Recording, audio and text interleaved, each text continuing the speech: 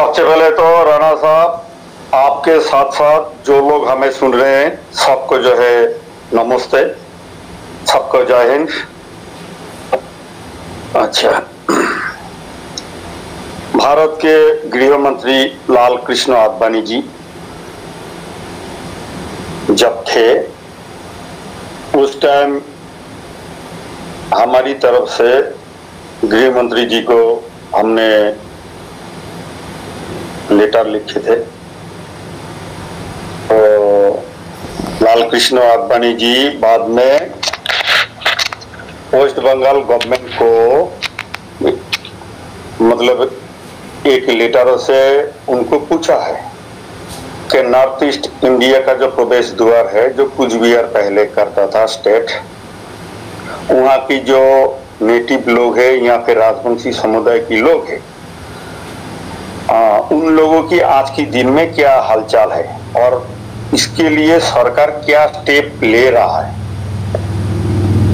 फिर ये लेटर जब पश्चिम बंगाल में आया 24 घंटे के अंदर इमरजेंसी सर्वदलीय मीटिंग बुलाया, जबकि उस टाइम वाम फ्रंट के अंदर RSP, forward block, CPM, CPA, IM, CPI, ये सारे थे।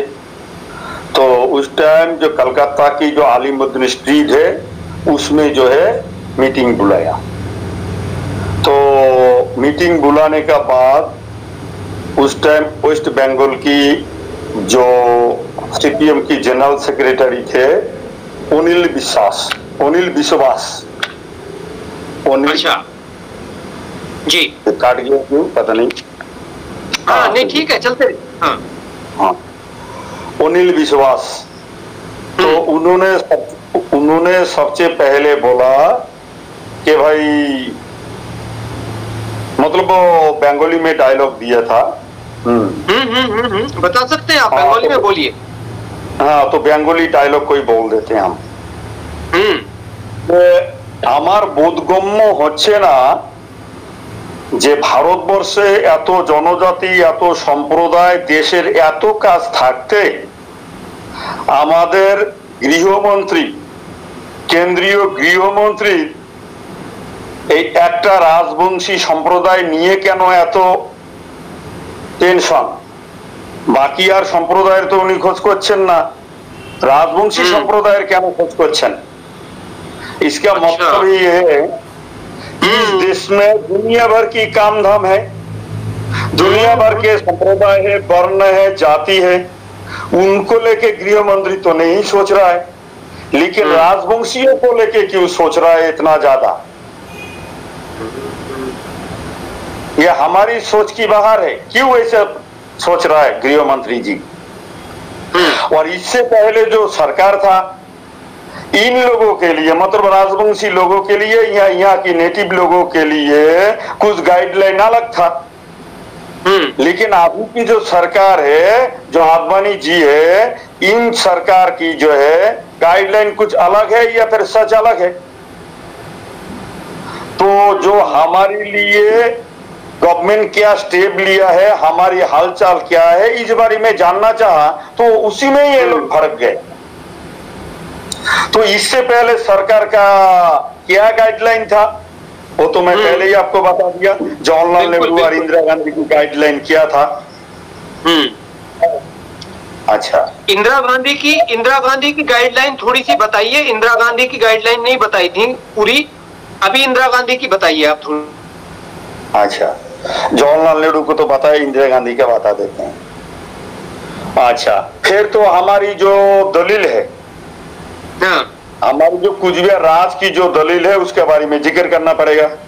तो सुनिए, बिल्कुल करिए, पूरा करिए। जब 1945 में 1947 में 9 अगस्त 1947 के 9 अगस्त को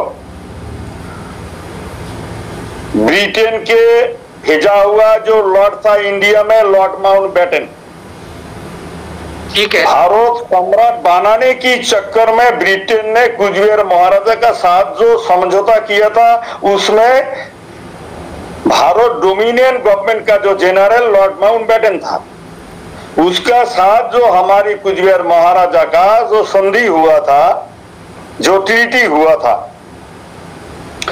उसमें पूरा क्लियर कट लिखा हुआ है कि हमारी जमीन कोई नहीं ले सकता है। भले अगर गवर्नमेंट को भी अगर विशेष काम में जरूरत पड़ेगा तो गवर्नमेंट पहले हमारे यहाँ की महाराज, यहाँ पर ऐसा कोई खास प्रतिनिधि हो जो बिल्कुल नेटिव हो, नेटिव सोच वाला हो, उनका साथ डिस्कस करने के बाद गवर्नमेंट जमीन को ऑक्युपाइड कर सकता है। और आदर्श कोई आदमी यहाँ पे जमीन नहीं खरीद सकता है, मतलब आदर्श आम जनता का खरीदने का तो कोई सवाल ही नहीं है। बाहर का कोई नहीं खरीद सकता है, मतलब। हाँ, और फिर जब 1947 की 15 अगस्त को देश आजाद घोषित हुआ, जबकि 1947 की 18 जुलाई इस देश की Indian independent act bill pass हुआ था ब्रिटिश पार्लियामेंट में। तो ब्रिटिश पार्लियामेंट में जो बिल पास हुआ था, फिर उसको मतलब रूप दिया कब? 15 अगस्त को। तो 15 अगस्त डोमिनियन गवर्नमेंट में फिर कन्वर्ट हुआ, मतलब आजादी मिला है, वो भी फुल्ली नहीं, डोमिनियन गवर्नमेंट बना है उस टाइम। बिल्कुल बिल्कुल। तो डोमिनियन गवर्नमेंट बनने से ठीक 6 दिन पहले हमारी एग्रीमेंट हुआ था। तो उस एग्रीमेंट में यह भी लिखा गया है कि डोमिनियन गवर्नमेंट या उसके बाद जो भी कोई गवर्नमेंट आएगा, ऐसा कोई रूल्स, ऐसा कोई कानून, संविधान में ऐसा कोई सिस्टम ला नहीं सकता है या हमारे ऊपर उसको थोप नहीं सकता है जो हम नहीं चाहते हुए हमारी नुकसान भी हो सकता है, या हमारी यहाँ की कल्चर ट्रेडिशन जो भी कुछ है उसमें जो बाधा डाल सकता है। इसीलिए ऐसा कोई संविधान या कानून बाद में कोई भी गवर्नमेंट नहीं ला सकता है जो हमारी हित में ना हो, या फिर अगर उन लोग लेके भी आएगा ऐसा कोई रूल्स कानून, हम उसको मानने पर मजबूर नहीं रहेंगे या हमारी ऊपर थोपा नहीं जा सकता है।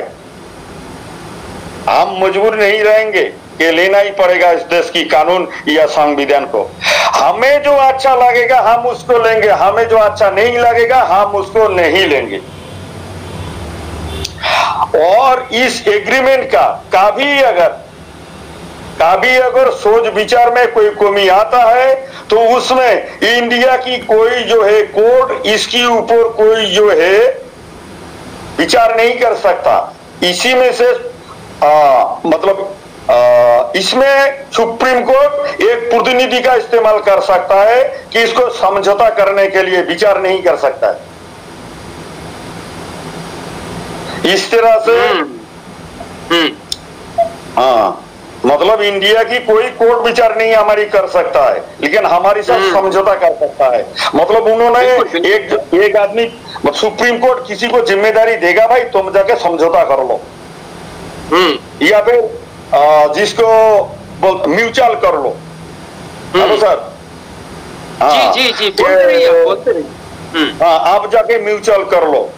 और महाराजा साहब का कोई भी प्रॉपर्टी जो है, कोई भी प्रॉपर्टी पर कोई उंगली नहीं उठा सकता है। और दूसरा है महाराज का जो सार्वभौमत्व है वो बरकरार रहेगा।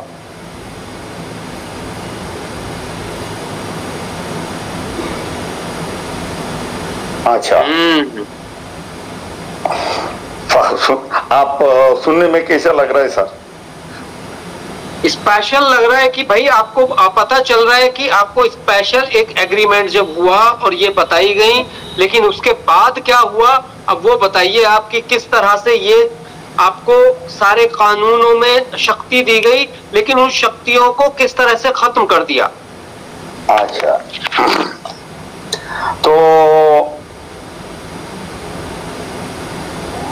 जवाहरलाल नेहरू को तो ये पूरा कहानी मालूम था। बिल्कुल बिल्कुल, वो हो गई। अब आगे हम इंदिरा गांधी पे चलते हैं। जवाहरलाल नेहरू अपना बेटी को भी ये बात को सुना दिया। ऐसे ऐसे ऐसे ऐसे करना है। अच्छा, तो हमारी जो एग्रीमेंट है, इंडिया गवर्नमेंट क्या किया, हमारी एग्रीमेंट को रूप देने के लिए फिर हमें सीकम स्टेट में डाल दिया गया था। सीकम स्टेट मतलब सी कैटेगरी स्टेट में डाल दिया था। आप इधर देख लीजिए सर, सीकम स्टेट की 4था नंबर पे देख लीजिए, दिखाई दे रहा है सर? बिल्कुल दिख रहा है, बिल्कुल सब कुछ दिख रहा है, साफ दिख रहा है जी। हाँ, तो 4था नंबर में डाल दिया। इसका मतलब बता दीजिए कि सी में जो डाला, सी कैटेगरी में, इसका मतलब बता दीजिए थोड़ा सा। सी कैटेगरी का? हाँ, जो एग्रीमेंट हुआ, वही जो स्पेशल आपको रूल दिए गए वही स्पेशल था इसमें, कि अन्य के मुकाबले कि आपके लिए वहां जमीन और तमाम चीजों पे किस तरह से आपके अधिकार थे, ये स्पेशल रूल दिए गए थे सी कैटेगरी में आपको जी। सी कैटेगरी का जो लैंड उस टाइम हुआ करता था, जो कुछ दिनों के लिए था, उसमें आप जमीन नहीं खरीद सकता है, उसमें आप जो है आपका संविधान लागू नहीं कर सकते, आपका जो कानून है लागू नहीं कर सकता है। वहां पे जो कानून है, संविधान है, वो लोकल कानून और संविधान तहत ही चलेगा। बिल्कुल, आप अपना जमीन भी नहीं खरीद सकते हैं। जैसे आप राष्ट्रपति या प्राइम मिनिस्टर है, वहां पे जाके आप जमीन नहीं खरीद सकते। बिल्कुल बिल्कुल। एक जो कम्युनिटी थी, ये कम्युनिटी, उसको बचाने के लिए, उसकी परंपराओं को बचाने के लिए, उसके कल्चर को बचाने के लिए ये एक शक्ति मिली हुई थी स्पेशल। और ये जो शक्ति मिली हुई थी, अब नेहरू के बाद इंदिरा ने कैसे ये खत्म कर दी, वो अब आगे हम ले चल रहे हैं आपको। अब सर कैसे हुआ था ये पूरा खेल? अच्छा, तो इसका एक एग्जांपल देता हूं सर, इसका एक एग्जांपल देता हूं। ये 2006 की कहानी है। 2006 2005 में हमारे यहाँ पे भूख हड़ताल हुआ था। ठीक है। तो उस भूख हड़ताल में एक एसएसपी मारा गया। ओहो। एक एसएसपी मारा गया, मारने वाला कोई और, लेकिन पूरा जो है इसका जो केस हमारी लोगों के ऊपर लगा दिया। ये कहां हुई थी घटना? ये कुछ बिहार का ही घटना है। ओहो। हाँ, तो एसएसपी को मारने वाला था जो सीपीएम का जो सीटू संगठन है उनका। ये साजिश के तहत खेल हुआ पूरा। सीटू संगठन ने एसएसपी को मार दिया और हवा उठा दिया, भाई ग्रेटर कुचबिहार वालों ने एसएसपी को मार दिया। उसके बाद कुचबिहार के खाकराबाड़ी में उधर पुलिस वालों ने धमाका गोली चलाया, जिसमें हमारी 2 आदमी शहीद हुए। एक का नाम है चित्तो राय और एक का नाम है विषादु बर्मन। उल्टा हमारी लोगों को ही अरेस्ट किया, अरेस्ट करने के बाद जेल में डाल दिया।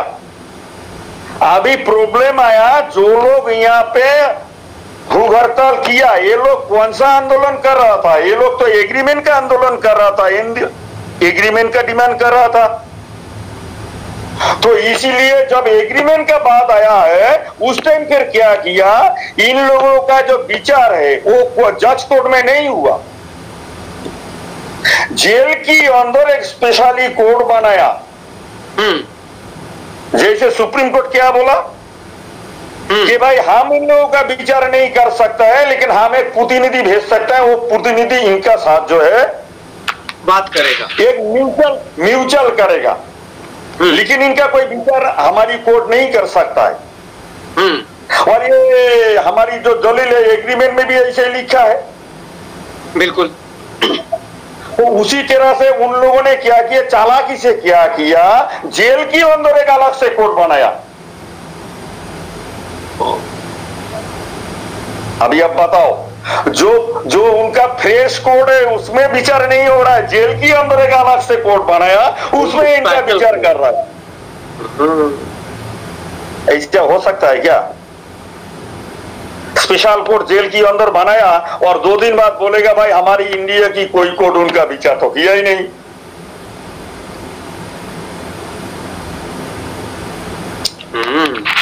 फिर हमने सुप्रीम कोर्ट की दरवाजा खटखटाया। ठीक है। फिर सुप्रीम कोर्ट हमें 2006 की मई महीना की 8 तारीख को एक राय दिया। ठीक है। सुप्रीम कोर्ट वही बात बोला कि भाई जब भारत का जो कोर्ट बना है उससे ये पहले का कहानी है। जब डोमिनियन गवर्नमेंट का जन्म नहीं हुआ उससे पहले का एग्रीमेंट है, और पहले का एग्रीमेंट है। हाँ। और बात बाकी रहा जहां तक तो इंटरनेशनल एग्रीमेंट की सवाल है, एक और तो हिंदुस्तान का है। तो हम भाई इंटरनेशनल एग्रीमेंट का कोई विचार करने का हमारे पास ना सामर्थ्य है ना पावर है। सुप्रीम कोर्ट ने कहा, ये सुप्रीम कोर्ट ने कहा, इसीलिए हम कोई विचार चर्चा नहीं कर सकता है। यहाँ की हिंदुस्तान की कोई भी जो है मिनिस्टर जो भी कोई है इसका विचार चर्चा नहीं कर सकता है। लेकिन उसके बाद भी जेल के अंदर जबरदस्ती जो है विचार कर रहा है, जबकि कुचबिहार कोर्ट में जज कोर्ट में इसका विचार नहीं हो रहा है, जेल के अंदर जबरदस्ती कर रहे हैं। ठीक है। फिर आगे क्या होता है? हम एग्रीमेंट की आंदोलन करने जाते हैं तो जो यहाँ की सुपर मतलब एसपी है, डीएम है, सारे लॉ एंड ऑर्डर ब्रेक दिखाते हैं। जबकि इनका लॉ एंड ऑर्डर ब्रेक, हम अगर बोलेंगे भाई तुम्हारी लॉ एंड ऑर्डर सिस्टम को हम नहीं मानते हैं तो ये लोग फिर जबरदस्ती हमारे ऊपर क्यों थोपते हैं? सर आप समझ रहे हो ना? हर एक जगह पे जबरदस्ती वाला काम शुरू हुआ है। तो आपका यूट्यूब, आपका चैनल से मैं हिंदुस्तान की कोई भी कोर्ट हो, कोई भी जज हो, बैरिस्टर हो, कोई भी आईएएस ऑफिसर हो या आईपीएस ऑफिसर हो, ये जो कोचबिहार राज है भारत सरकार मतलब भारत के साथ एक इंटरनेशनल एग्रीमेंट के तहत मार्च हुआ है। और हमारी जो उस एग्रीमेंट में जो भी कुछ लिखा हुआ है इसको जरा पहले नजरअंदाज कीजिए, उसके बाद कुचबिहार में आके इंडिया की कानून और रूल्स को जनता के ऊपर लगाने का प्रयास कीजिए। मैं आपको नहीं बोल रहा हूं, जो लोग सुन रहे हैं, कोई अगर आईपीएस अफसर सुन रहे, आज वो लोग जो कर रहा है पता नहीं काल क्या होगा। तो हम किस किस को बख्शेंगे सर, किस किस को बख्शेंगे? तो यहाँ पे आके वो लोग जो भी कुछ करे, करने से पहले जो इंटरनेशनल एग्रीमेंट हुआ था लॉर्ड माउंटबेटन के साथ, उसको पहले फॉलो करें। और आज तक पश्चिम बंगाल की कोई भी चीफ मिनिस्टर, आसाम की कोई भी चीफ मिनिस्टर अभी तो कभी ये नहीं बोला है कि हम कोचबिहार राज को बनने नहीं देंगे, ऐसा नहीं बोला। उधर से आसाम के चीफ मिनिस्टर बोलते हैं कि हम आसाम को तोड़ने नहीं देंगे। और पश्चिम बंगाल का चीफ मिनिस्टर बोलते हैं हम बंगो भंगो होने नहीं देंगे, कोचबिहार राज बनने नहीं देंगे। वो कोई चीफ मिनिस्टर जुबानों से नहीं लाता है। तो फिर इंटरनेशनल से मनाही ना हो गया, ये तो मनाही कर दिया कि भाई हम क्योंकि जब आपका स्टेट अलग बनेगा तो बंगाल टूटेगा और असम भी टूटेगा, तो एक तरह से मनाही कर दिया उन लोगों ने। तो नहीं ऐसे नहीं, सीधा नाम नहीं लेता है। उनको मालूम है ना ये इंटरनेशनल एक्ट में ना कहीं हम फंस जाए। सर आप बात समझ गए ना? ये असली रीजन है वो, मतलब आपको मतलब वो कहते हैं ना कि ना उगलते बन रहा है ना निगलते बन रहा है। तो ये वजह हो रही है। अब आगे हम बात कर रहे थे कि यहां से कि इंदिरा गांधी ने किस तरह से खेल खेला आपके साथ, अब वो और थोड़ा सा बताइए। अच्छा, इंदिरा गांधी जो खेल खेला है, आप लोगों का साइड भी कुछ खेला है, हमारी साइड में ज्यादा खेला है तो आपकी साइड में कम। अच्छा, इंदिरा गांधी ने क्या किया, भूमि संस्कार कानून लेके आया। भूमि संस्कार कानून लाने का बाद तब तक जो है बंगाल में कांग्रेस शासन खत्म हो चुका था और उनका जो आखिरी चीफ मिनिस्टर था वो था सिद्धार्थ शंकर राय। उन्होंने दिल्ली का प्लानिंग से क्या किया, कुचबिहार का जो रिकॉर्ड रूम है महाराजा का, उस रिकॉर्ड रूम में 12-13 साल के जो स्टूडेंट हैं उनके द्वारा रिकॉर्ड रूम पे आग लगा दिया। लेकिन पीछे पूरा सपोर्ट था पॉलिटिक्स का, ताकि हमारी जितना भी रिकॉर्ड है, हिस्ट्री है, जो भी कुछ तथ्य है पूरा जल के खाक हो जाए, ताकि आने वाले वक्त में हमें ना कोई इंटरनेशनल का एग्रीमेंट का कोई पेपर्स या आदर्श कोई नारायणी सेना का एग्रीमेंट का पेपर्स और भी कोई भी दस्तावेज हो हमें मिले ही ना, पूरा जल के खाक हो जाए। उसके बाद फिर भूमि संस्कार के कानून द्वारा फिर क्या किया, हमारे यहाँ बिल्कुल जो है जमीन जो है उन्होंने मतलब फुल राज्य जो मुख्यमंत्री था ज्योति बसु था वो था चॉइसफुल मुख्यमंत्री, चीफ मिनिस्टर था इंदिरा गांधी का। फिर ज्योति बसु ने क्या किया, यहाँ पे जबरदस्ती जमीन को कब्जाना शुरू कर दिया उनकी पार्टी द्वारा। यहाँ तक तो ऐसा भी किया है, हमारी आदमी समझ लीजिए कि उसका कोई ज्यादा कोई जमीन है नहीं, तो डीजल जो पंप सेट हुआ करता था तो खेतों में पानी देने के लिए उनके पार्टी के लोग उस पंप सेट को रात को कहीं आके उठा के कहीं पानी की तालाब में फेंक देते थे। तो पशुओं की जो चारा है, पशु का चारा जहां रखा जाता था वहां पे रात को आके आग लगा देते थे। और जहां तक मेरे परिवार का सवाल है, मेरे परिवार में करीब 15 साल मजदूर आना बिल्कुल बाइकआउट था, बिल्कुल बंद था। कोई भी मजदूर वहां पे जाके काम नहीं कर सकता है। हमारी घर की बात कर रहा हूं। मजबूरन हमने करीब 40-42 बीघा जमीन हमने मजबूरन बेच दिया और जमीन खाली रखेंगे तो वो लोग फिर उल्टा कब्जा करेगा। फिर कुछ दिन बाद उस जमीन का फिर 50-50% मांगते हैं। फिर हमारी भी कुछ लोग कांग्रेस पार्टी में भी शामिल था। उसी में से कुचबिहार का जो उस टाइम का एक जो है प्रतिनिधि था जिनका नाम था प्रसेनजीत राय। अच्छा। दूर रिश्ता में हमारी मामा लगता है, हम उनके पास भी गए। जलपाईगुड़ी में भी ऐसे कहानी हुआ था, वो लोग भी कई एमएलए भी उधर इंदिरा गांधी के पास गए। बोला दूसरा कोई कंप्लेन है तो बोलो, जहां तक जमीन की सवाल है वहां पे हम कुछ नहीं कर सकते, जो राज्य सरकार करेगा वही करेगा और कानून तो हमने ही पास किया, हम तो अभी मना भी नहीं कर सकते। जबकि आप मुर्शिदाबाद में जाओ या मालदा की जो साउथ साइड वाला जो लोकसभा केंद्र है वहां भी आप जाओ, वहां पे किसी का जमीन एक कट्ठा क्या एक शतक मतलब 1 डेसिमल जमीन भी छीना नहीं है, नहीं लिया। ये जितना भी जमीन छीना है सारे हमारी राजवंशियों की जमीन छीना है। आप मालदा में जाइए ना, खबर लीजिए ना, वहां की मुसलमान की संख्या मुर्शिदाबाद मालदा की साउथ साइड में ज्यादा है, तो वहां पे किसी मुसलमान का जमीन छीना है क्या?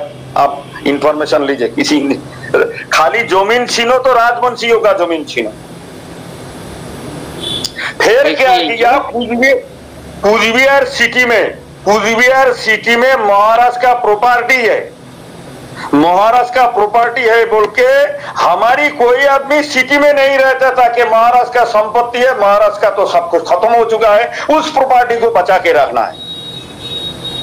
इन लोग पता नहीं बंगाल से कहां से हरमा पाइनी लाके पार्टी का आदमी भर के पूरा शहर को जो है कब्जा कर लिया और महाराष्ट्र के पूरा जमीन का पट्टा दे दिया ज्योति बसु ने।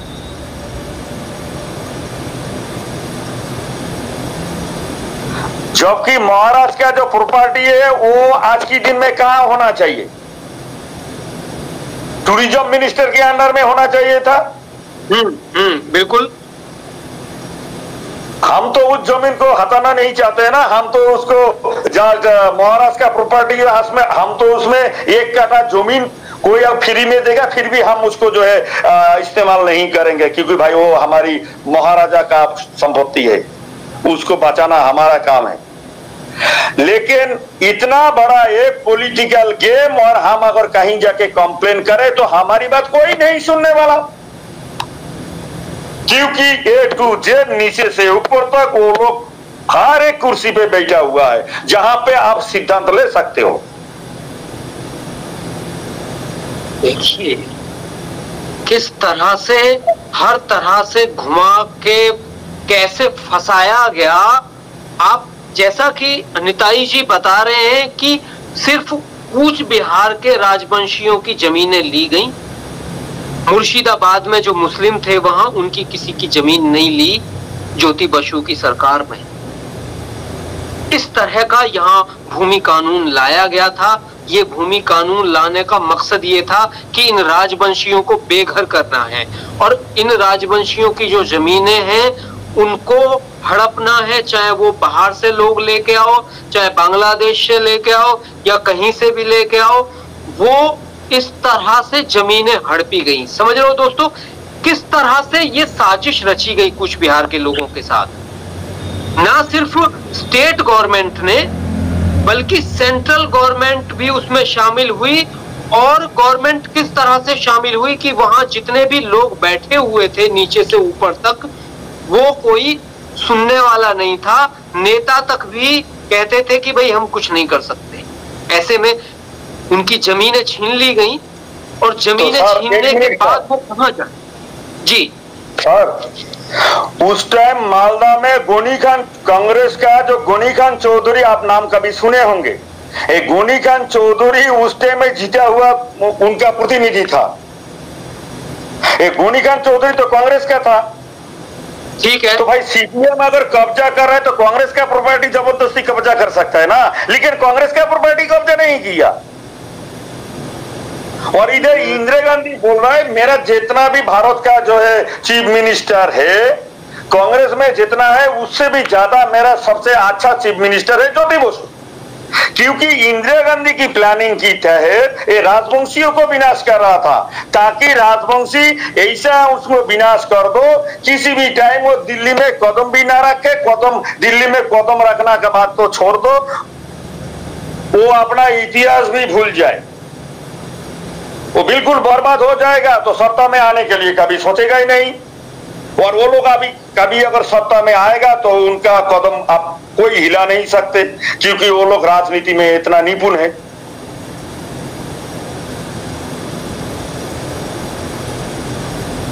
और वो लोग बर्बाद हो जाएगा तो सबसे और एक बढ़िया जो पॉइंट है कि एग्रीमेंट का भाषा जो है उनको भुला दो। ये था असली जो संधि हुआ था, संधि, ताकि वो लोग संधि भी भूल जाए। ये था असली मकसद और ये वजह थी कि इन्हें अपनी सत्ता बचाए रखने के लिए उन राजवंशियों की जमीनें छीनी पहले, उनके अधिकार छीने पहले, शिक्षा से दूर किया उनको और गुरुओं को भेजा, फिर यहाँ पे गुरुओं को भेज दिया ताकि ये लोग धर्म में भी क्षत्रिय धर्म त्याग करके जो है वो माला झोला लेके घूमते रहे। देखिए और सबसे बड़ा जो हुआ कि वहां डेमोग्राफी बदलने के लिए ऐसे लोगों को भेजा गया जो उनको उनकी परंपराओं से, उनकी आस्था से और जो उनकी ताकत थी उससे किसी तरह से उनको हटाया जाए। उन्हें पता था कि अगर इनको इनकी ताकत से नहीं हटाया तो ये हमें शासन नहीं करने देंगे। ये हमारे जी। तो आपने पहले ये क्वेश्चन कर लिया, इसीलिए अनिल विश्वास वाला कहानी खत्म नहीं हुआ था। आपने तो पहले ही क्वेश्चन कर लिया, इसीलिए वो बात पूरा नहीं हुआ। तो मैं अनिल विश्वास वाला कहानी जो छूट चुका है मैं एक दोबारा बता आप करिए ना पूरी, बिना आपके पूरी नहीं होगी वो। तो अनिल विश्वास लास्ट में उनके अंदर जो सिद्धांत लिया गया है, डिसीजन लिया गया है, जो काल में थोड़ा सा बताया लेकिन जब पूरा बात खत्म नहीं हुआ तो आज उसको दोबारा रिपीट तो करना ही पड़ेगा। तो अनिल विश्वास बोला है किसी भी तरह से उनको पहले दारू पिलाओ, उनका बेटियों का साथ प्यार मोहब्बत में उनका बेटियों को फंसाओ, हम अपनी लड़की से उनका लड़का को फंसाओ। अभी उनको हम लोग बर्बाद कर दिया तो अभी पैसों के पीछे वो लोग भागेंगे। तो भाई आपके पास तो पैसा है, उनका लड़का के साथ आपकी लड़की की शादी लगा दो, 2 लाख की जगह 2 लाख दहेज की जगह 10 लाख दे दो, और उनका जो लड़की है अब प्यार में फंसा लो, उल्टा उनका शादी विवाह टोटल खर्चा दे दो, मजबूरन राजी हो जाएगा। अगर उसी में भी काम नहीं बनता है तो हमारी जो हरमात वाहिनी है उसमें जो फैमिली काबू में नहीं आ रहा है उनके ऊपर चढ़ाई करा दो, दिन को करो रात को करो, ऊपर से नीचे तक सिस्टम हमने तैयार कर लिया। हर हालत में जो उनका पास क्षत्रिय तेज है उनको बर्बाद कर दो, दारू पिला के बर्बाद कर दो, खून गंदा करके बर्बाद कर दो। सर मैं आपको बोल रहा हूं और जो भी लोग सुन रहे हैं, मैं इन लोगों को भी एक बात पूछना चाहता हूं, आज तक की मतलब सत्य त्रेता द्वापर 3 युग के अंदर सबसे ज्यादा गंदा काम किया अश्वत्थामा ने। ऐसा घिनौना हरकत और तो कोई नहीं किया कि माँ की पेट में ही जो है बच्चा को जो 20 की हिसाब से बर्बाद करने के लिए मारने के लिए ब्रह्मास्त्रों का प्रयोग किया। आप ये बताओ सर, अनिल विश्वास कैसे आदमी है, ये बीज नहीं एक खून को गंदा करने के लिए प्लानिंग किया था ताकि इनके पास क्षत्रिय तेज ही ना रहे। अब बताओ अश्वत्थामा से कितना गुना गंदा सोच, घटिया सोच इनका दिमाग में था, बताइए। और ये बात बोलेंगे शायद अटल बिहारी वाजपेयी जी ये एल.के. आडवाणी वो भी विश्वास नहीं करेंगे हमारी बात को इतना आसानी से। मजबूरन हम जो है विचार किसमें लगाया मालूम है, वो भी आप विश्वास नहीं करोगे। चंडी मैया की दरबार में हमने इसका जो है विचार दिया। केस कहां पे किया? चंडी मैया की दरबार में, और 15 दिन भी नहीं लगा अनिल विश्वास गर्दन टूटा हालत में मर गया था। देखने में ऐसा लगता था कोई जो है इसको गर्दन मोड़ के मार दिया।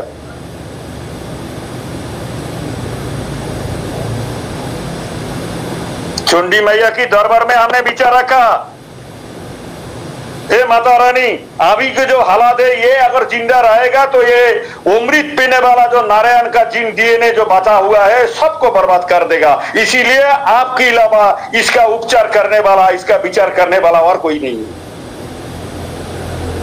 2 हफ्ता पार होने नहीं दिया, माता ने ऐसा विचार किया, अनिल विश्वास जो है 15 दिन के अंदर जो है खत्म हो चुका था।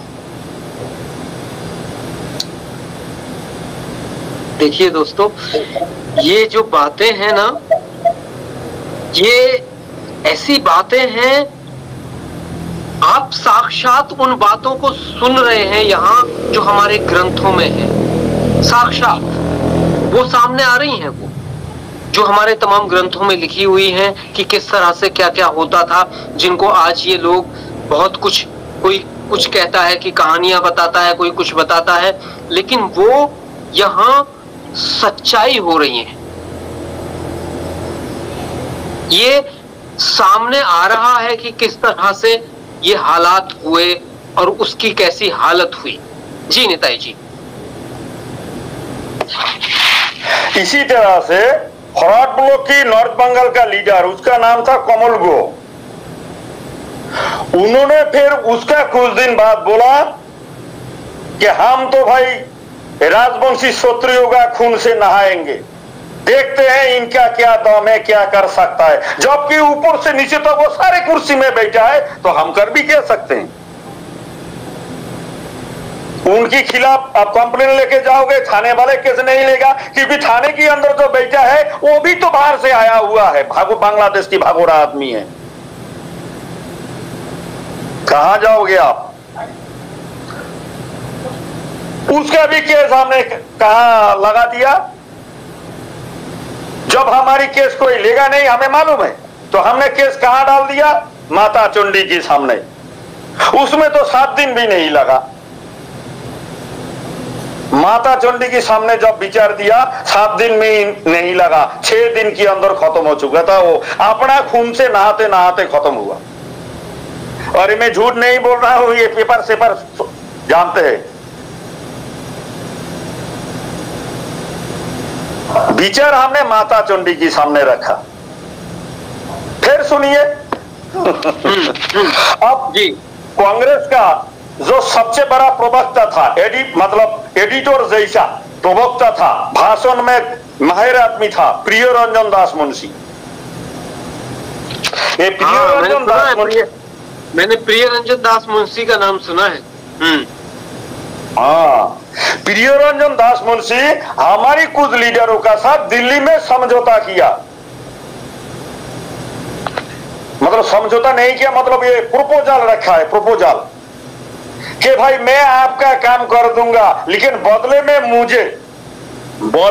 मुझे जो ट्रस्ट बोर्ड है वहां की, कुचबिहार की ट्रस्ट बोर्ड लेके जो एग्रीमेंट हुआ था, उस ट्रस्ट बोर्ड की जो है प्रेसिडेंट मुझे बनाना पड़ेगा।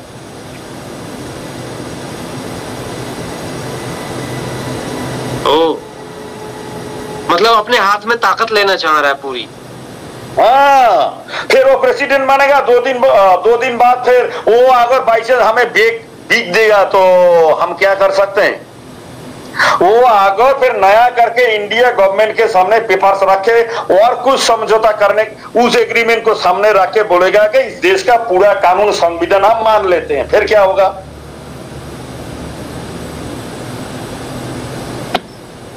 फिर महाराजा साहब ने इमरजेंसी मुझे आसाम में बुलाया, तो बोला कि भाई वो प्रेसिडेंट बनना चाहते हैं, तुम क्या करोगे? मैं बोला तो हर किस संभव नहीं। ये तो भाई प्रियरंजन दास मुंशी, एक तो राजवंशी का परिचय से बाहर है, दूसरा ये कांग्रेस की चमचा है, तलवा चाटने वाला है, और इसे भला कौन सा राजनीति का ज्ञान है? इसका खून कब से जो है राजनीति किया, कब देश चलाया। ये जब नारायण का वंशज ही नहीं है तो फिर इसको हम क्यों मानेंगे? तो फिर महाराजा बोला है कि इसके लिए कुछ हल्ला कर सकता है एडवांस।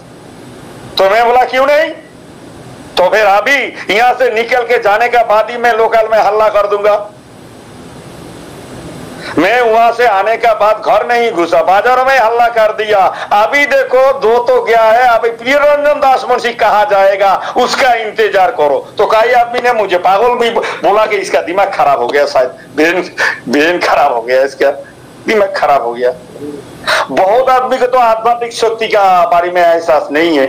उनको जो आदमी इस पावर को कभी महसूस नहीं किया, इस्तेमाल नहीं किया, वो भला इस पावर के बारे में कुछ जानेगा नहीं। वो तो खाली अणु परमाणु और साइंस के बारे में ही जानेगा, जबकि मैं भी साइंस का स्टूडेंट था।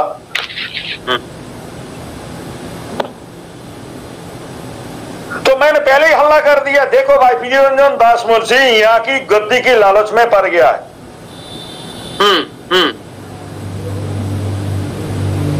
और उन्होंने कहा सोनिया गांधी को कैसे मानाना है वो मुझे मालूम है। सोनिया गांधी को, राहुल गांधी को कैसे राजी करना है वो मुझे मालूम है। और बाजारों में जब मैं आप वहां से आने के बाद जब मैं बाजारों में हल्ला कर दिया तो कई आदमी मुझे पागल भी बोला है, कई आदमी अरे ये क्या बोल रहा है अचानक से। और माता रानी की कृपा,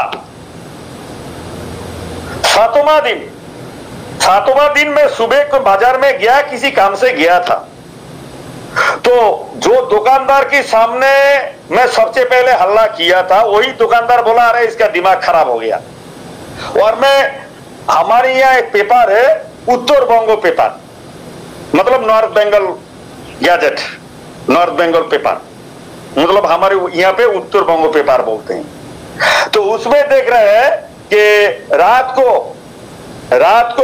1:42 टाइम में एयरफोर्स की फ्लाइट में उन्होंने बागडोगरा से पीजी हॉस्पिटल गया। उसके बाद माता रानी की कृपा से उन्होंने कभी जिंदा और धरती में कदम ही नहीं रखा। आईसीयू में जितना दिन था आईसीयू में, फिर उसके बाद खत्म हो गया।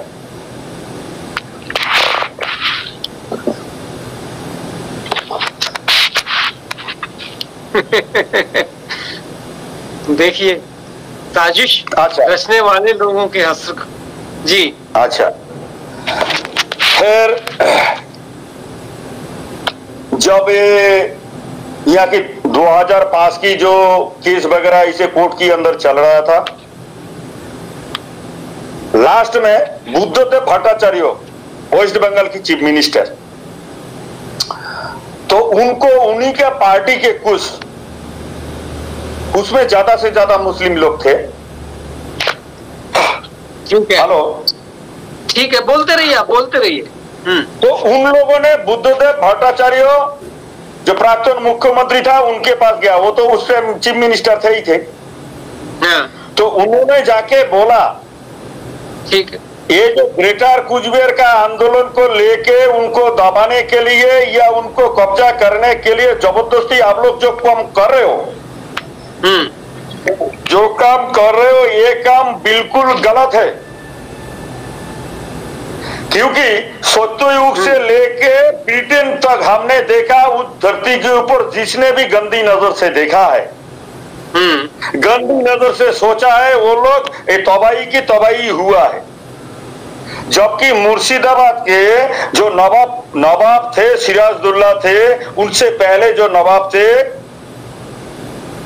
राज पीरियड में, उनका साथ हमारी कई बार लड़ाई हो चुका है। तो उन लोगों ने हमको भी महसूस कर लिया कि हम क्या है।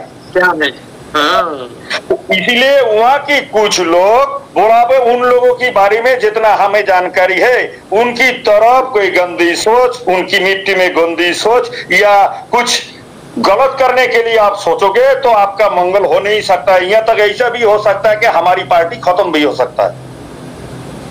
और उसके लिए मुस्लिम लोगों के नदिया, मुर्शिदाबाद, उधर के कुछ हिंदू लोग और ज्यादा से ज्यादा मुस्लिम लोग मिलके एक कहानी के ऊपर एक किताब लिखा है, जिस किताब का नाम है चंडालिका। वो किताब भी मेरे पास है, लेकिन वो किताब फिलहाल बगल में नहीं है, तो कुर्सी से थोड़ा उठ के जाना। नहीं, आप बताइए ऐसे ही। हाँ, उस किताब का नाम है चंडालिका। फिर बुद्धदेव भट्टाचार्य को जब समझाया, उसके बाद आखिरी 4 साल बुद्धदेव भट्टाचार्य उधर सबको बता दिया, ग्रेटर कुचबिहार जो भी आंदोलन करे करने दीजिए, उनको कोई डिस्टर्ब नहीं करना है, कोई समस्या खड़ा नहीं करना है। पुलिस से लेके पार्टी वालों को भी, अब तो बुद्धदेव भट्टाचार्य के दिमाग में घुस चुका था ये बात, क्योंकि उनको किताब भी दिया था ना।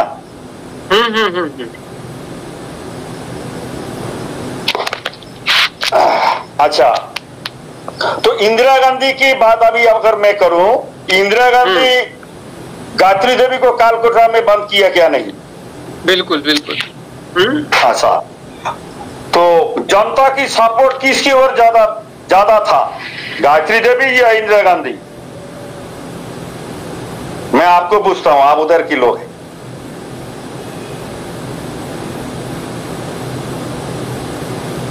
जनता की सपोर्ट गायत्री देवी की ओर ज्यादा था, लेकिन लोग, जनता जो थी वहां की, वो सब गायत्री देवी के साथ थी।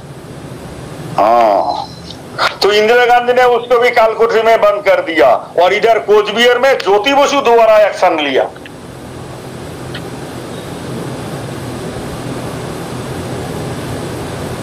ठीक है, दिल्ली में कंप्लेन करो, कोई नहीं सुनेगा। अभी आपको बताता हूं मैं, अभी बीजेपी का कहानी में बता देता हूं। हमारी यहाँ पे एक पुंडीबाड़ी पीएस है, पुलिस स्टेशन, और वो पुलिस स्टेशन जिस एरिया में है, वो अंचल पड़ता है मधुपुर अंचल। ठीक है, वहां पे अभी 2 महीना की कहानी है। बांग्लादेश से एक आया हुआ आदमी जमीन खरीदा है, तो उस आदमी का जमीन वो महाराज की पीरियड में जमीन खरीदा था, लेकिन उस टाइम जो है हमारी एग्रीमेंट हो चुका था। फिर जमीन कुछ अदला बदली ऐसे हुआ है, जमीन देना था कुछ और, लेकिन नाम में कोई गड़बड़ी था बड़े भाई और छोटे भाई की। ठीक है। तो इनका मकान जब मतलब एक भाई ने मकान मतलब जमीन बेच दिया, लेकिन नाम गलती से इधर से उधर हो गया।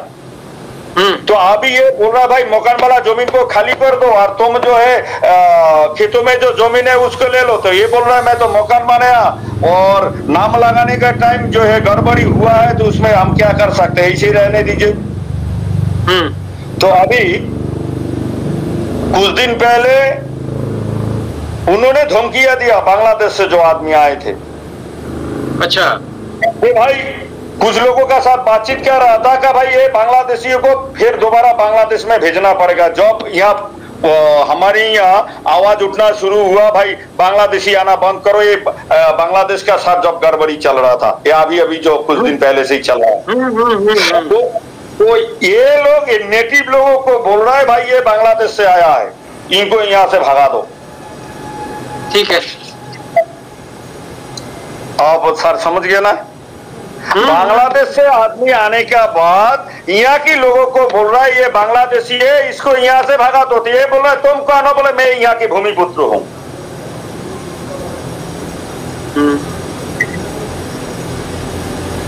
देखिए वो बन गया है अब। जी जी। अच्छा, आप थोड़े से ना आगे सीधे होकर बैठिए, बीच में हो जाइए, मिडिल में थोड़ा, इधर उधर ज्यादा मत होइए यहाँ। तो इसीलिए सर ऊपर से नीच तक सबको अगर हमारा हिस्ट्री मालूम अगर नहीं भी है, सब अगर नहीं भी जानते हैं, लेकिन जो इतने दिन तक राज करके आया है उनको तो मालूम है। इसीलिए हमारी हिस्ट्री तो कहीं पर आपको पढ़ने के लिए नहीं मिलेगा।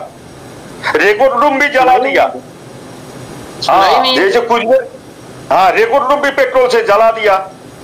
तो अभी दानी भाई किसी किसी के घर में कोई हिस्ट्री पुराना हिस्ट्री पढ़ा हुआ था, उन चीज को हम छान छान के निकल के लाया, फिर जो है हम जो है इसको लेके जो है डिस्कस करना शुरू कर दिया। तो अब जाके दुनिया भर के कहानी हमें आजकल मिल रहा है, पता चल रही है। हाँ, हमारी पूरा रिकॉर्ड को जला दिया ना, रिकॉर्ड रूम को भी जला दिया। तो बात ऐसा है सर, जैसे हमने कौन सा गलती किया, पूर्वी भारत और पश्चिम भारत को जोड़ दिया। कुचबिहार बीच में था स्वतंत्र राष्ट्र, तो इसको जोड़ने से क्या हुआ, पूरा नॉर्थ ईस्ट इंडिया का साथ जोड़ गया। क्या दोनों देश को जोड़ना ये हमारी अपराध था क्या? पूरी विश्व को हमने ब्रिटेन को मजबूर करके आजादी दिलाया, ये क्या हमारी दोस्त था? भारत को हमने आजादी दिलाने पर मजबूर किया, ये क्या हमारी दोस्त था? इस देश की जो नारी समाज है, हिटलर से और तेजों से ये नारी समाज की इज्जत आबरू को हमने बचाया, ये क्या हमने अपराध किया?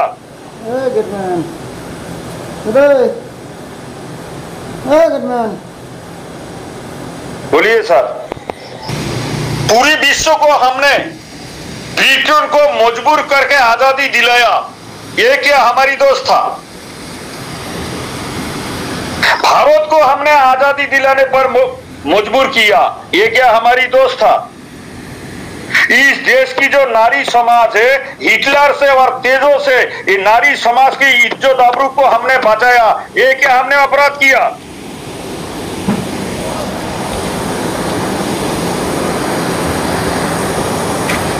बोलिए सर। यही इस देश के लिए हमने क्या नहीं किया, और यही लोग हमें ही बर्बाद करने पर ऊपर से नीच तक वो अपना अपना सेटअप वाला आदमी को सेटअप करके रखा है। ये कब से चल रहा है? जब से देश आजाद हुआ।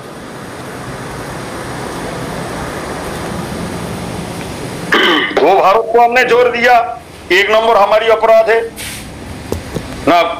मतलब आगे पीछे हो रहा है, मतलब पूरे विश्व को हमने आजाद दिलाया। लेकिन इन्होंने तो साहब जब आजाद हुआ तो इन्होंने तो खुद भारत को तोड़ डाला ना, 2 टुकड़ों में बांट दिया था खुद ही भारत को इन्होंने। 2 टुकड़ा नहीं, 4 टुकड़े थे। 4 टुकड़ों में आप इन लोगों ने बांट लिया था। नॉर्थ ईस्ट इंडिया अलग, पश्चिम इंडिया अलग, पूर्व पाकिस्तान अलग, पश्चिम पाकिस्तान अलग। लेकिन शासनतांत्रिक व्यवस्था में 2 टुकड़ों, दो ही टुकड़ा था। पूरे विश्व को आजादी दिलाया, इस देश को आजादी दिलाया, 2 भारत को जोड़ दिया। और यही लोग खाली अपना कुर्सी की डर से कहीं वो लोग दिल्ली में आके कदम ना रखे। अगर एक बार कदम रख दिया तो फिर हम हटा नहीं पाएंगे। इसी का डर से ये पूरे समाज और पूरे जो वहां के नेटिव लोग हैं सबको ही बर्बाद कर दो, उनका इतिहास मिटा दो, उनका खून को गंदा कर दो। ये अश्वत्थामा नहीं, अश्वत्थामा से भी कई गुना अपराध करने वाले ये लोग हैं।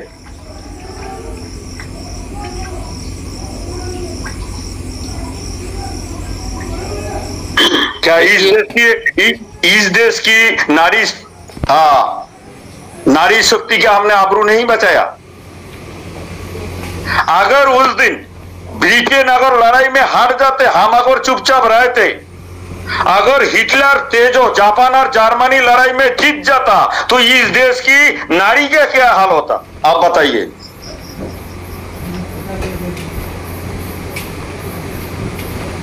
जैसे जापान में फौजी का जो मन चाहता है, जर्मनी में उस टाइम फौजी का जो मन चाहता था, वो किसी का बीवी हो किसी का बेटी हो वो मना नहीं कर सकता है।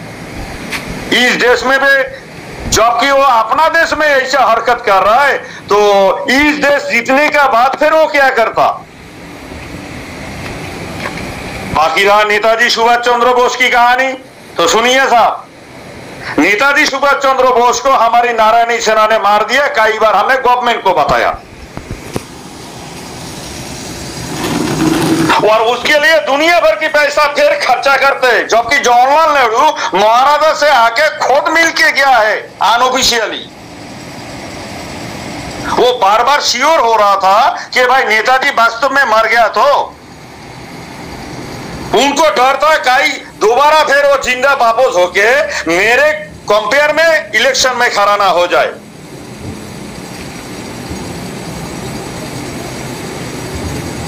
तो महाराजा के जो छोटे भाई कुमार इंद्रजीत, उनको दोबारा फिर महाराजा बोलने के बाद उनको जब दोबारा पूछा गया, हाँ भाई नेताजी 100% मर गया ना, तो इंद्रजीत गुस्से में बोला है, भाई हम तुम्हारी तरह आदमी है क्या, एक बार बोल दिया तो बोल दिया। मैं आपको क्या बोला था, आज की देश की कुर्सी में जो लोग बैठा है जवाब देते हैं, सोचते हैं कुछ और, करते हैं कुछ और।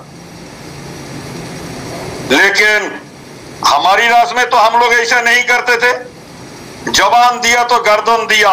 मैदान जंग में जो सर्वोपरि भोक्ता होगा तलवार लेके सबसे पहले जाएगा। राजा सेनापति सबसे पहले ही तलवार लेके जाता था ना।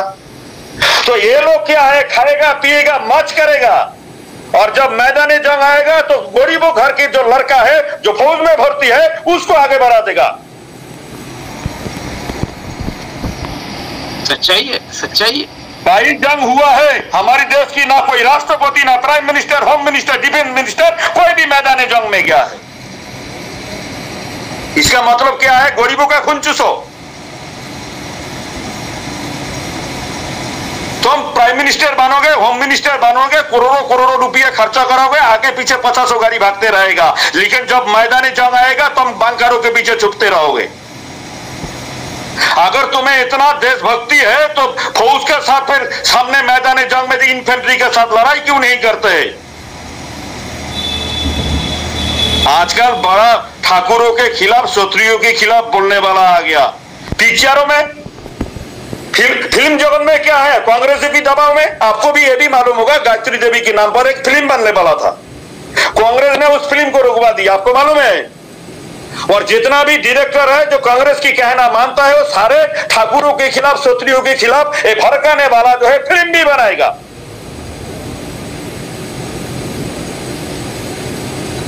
खैर, आपके समाज में तो बहुत सारे ठाकुर का परिचय देते हैं, लेकिन हमारी समाज में एक ही आदमी को ठाकुर का दर्जा दिया, वो है ठाकुर पंचानन वर्मा। आप तो नाम कभी सुने भी होंगे। बाकी हमारी समाज के और किसी को भी हम ठाकुर का दर्जा नहीं दिया, क्योंकि ठाकुर पंचानन वर्मा ने पूरा जिंदगी शत्रुओं के लिए संघर्ष करते करते गया और शादी विवाह तक नहीं किया। इसीलिए जो आदमी अपना जिंदगी, पूरा जिंदगी अपनी समाज के लिए निछावर कर दिए, इसीलिए उनको ठाकुर का दर्जा दिया। लेकिन आपके साइड में तो बहुत सारे लोग अपना आपको ठाकुर बोलते भी है, वो आपकी साइड की रिवाज है। अलग अलग लोग, हाँ, आपकी साइड की वो रिवाज है। बात आती है निताई जी यहाँ कि आगे आपके लिए रास्ता क्या है? आप अभी क्या सोच रहे हैं कि किस तरह से आपको संघर्ष करना होगा जो आपको नेशनल टेरिटरी मिल जाए, और किस तरह से आपको अब क्या करना होगा? क्योंकि मैं जो देख रहा हूं अभी, नेता अभी केंद्र के भी चुप है, तो उन्हें जगाने के लिए अभी आप क्या करना चाहते हैं और क्या उनसे अभी आप उम्मीद लगाए बैठे हैं? लेकिन एक बात थोड़ा सा मैं छूट गया, उसके बाद फिर आपका क्वेश्चन का जवाब देते हैं। नेताजी सुभाष चंद्र बोस, उसे मालूम नहीं था हिटलर क्या है, क्रूर आदमी है। इन लोग अपना देश की नारियों के साथ क्या करते हैं, जापान में अपना देश का नारियों के साथ क्या करते हैं। अगर ये लोगों का साथ मिलके हम लड़ाई लड़के इस देश में जीतेंगे तो ये लोग मुझे काठपुतला बनाएगा, राज तो यही लोग करेंगे, फिर हमारी नारी का क्या होगा। और मैं बात नहीं मानूंगा तो दिल्ली में ये लोग मुझे भी मार देगा। और इसीलिए हमने भारत सरकार को भी आगाह किया, अगर नेताजी सुभाष चंद्र बोस हिटलर और तेजो की सहायता से अगर जीत जाता तो क्या होता। फिर लड़ाई तो हुआ, नारायणी सेना ने नेताजी को मार दिया। फिर जवाहरलाल नेहरू कुछ भी अनऑफिशियली आके इस बारे में जानकारी लिया और महाराज को बोला, महाराज आप तो हमारे साथ जुड़ गया, अभी तो गणतंत्र है, इसलिए मंदिरों में बलि नहीं चढ़ाना है। उस दिन ये बात भी हुआ है। अच्छा, हाँ, बलि नहीं चढ़ाना है, गणतंत्र है। अच्छा, तो इंद्रजीत तो थोड़ा गुस्से में बात किया था। ठीक है, अभी अगर ना आप अगर कभी कुचबिहार में आओगे तो हमारी जो बुजुर्ग लोग है, किसी से आप पूछ लेना कि इंद्रजीत मरने से पहले उसके बड़े भाई को एक लफ्ज बोला था, किसी को भी आप पूछ लेना वो बोल देगा। महाराजा जगदीपेंद्र नारायण से खाली 3 दिन की टाइम मांगा था और बोला था मैं जिन्ना को पाकिस्तान देता हूं और जवाहरलाल नेहरू को भारत देता हूं, खाली तुम 3 दिन के लिए मुझे उस कुर्सी में बैठने दो, सिंहासन पे बैठने दो, फिर मैं दिखाता हूं। लेकिन जगदीपेंद्र ने बोला जब पूरी दुनिया आजादी आजादी गणतंत्र डेमोक्रेसी डेमोक्रेसी करके चिल्ला रहा है तो भाई पूरी दुनिया का दुश्मन नहीं बनना है। तो उस टाइम क्या पावर था। फिर उस कुमार इंद्रजीत को क्या किया था मालूम है, जब लड़ाई में नेताजी मर गया, मरने के बाद जो आजादीन फौज था उनको फिर बंदी बनाने के बाद साथ साथ फिर महाराजा का साथ जब संपर्क हुआ, फिर महाराजा बोल दिया अरे वो हमारी राज का नहीं है, तो जिस देश को, भारत का तो सैनिक है ना, वो तो ईस्ट इंडिया कंपनी का सैनिक था, मतलब ब्रिटेन का सोल्जर था। वो लोग लड़ाई में हिटलर के सामने हार गया तो उनको बंदी बना लिया। लेकिन वही आजादीन फौज का दिमाग ऐसा चाट गया, फिर आजादीन बाहिनी को फिर छोड़ दिया। जब फिर यही आजादीन बाहिनी जो कुछ लोग आके कुचबिहार में जो उस टाइम बांग्लादेश से आए हुए कुछ हिंदू लोग थे, इनका साथ मिल मिलाप किया। मिल मिलाप करने के बाद कुमार इंद्रजीत को जो पीने वाला ड्रिंक होता है उसमें क्लोरोफॉर्म मिला के उसको बेहोश करने के बाद बेहोश किया हुआ आदमी को मार दिया। और मारने के बाद रातों रात फिर जो दार्जिलिंग का लाल कुटी है उसका सामने जीप में बैठे के पेट्रोल डाल के आग लगा के बोला ये जीप एक्सीडेंट है।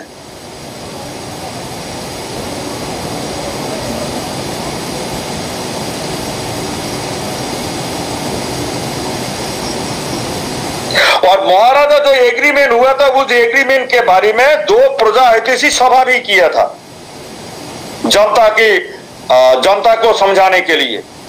तो फिर उधर कलकत्ता से इनको धमकी दी गई कि तुम्हारी भाई को तो मार दिया, अभी अगर इस एग्रीमेंट के बारे में ज्यादा आदमी को समझाने का प्रयास करेंगे तो आपका अभी बॉडीगार्ड नारायणी सेना नहीं है, सब एग्रीमेंट की तहत खत्म हो चुका है, तो आपका 3 खाली बॉडीगार्ड है, तो आपको भी हम मार देंगे।